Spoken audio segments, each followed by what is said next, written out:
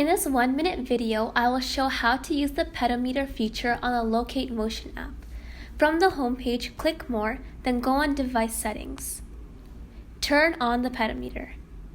Then select Step Count Period. And create a time frame for the pedometer to be online and tracking.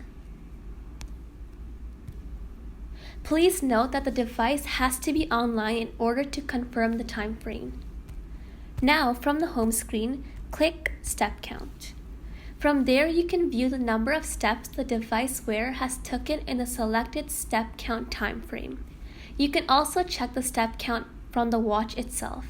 Please note that the app displays the step count of the watch wearer, therefore the app is not a pedometer itself. And that is the end of the tutorial. For further information, please visit our website www.locatemotion.com and contact our live agents available business days 9 to 6 p.m. Our social media links are in the down bar below. Thank you for watching.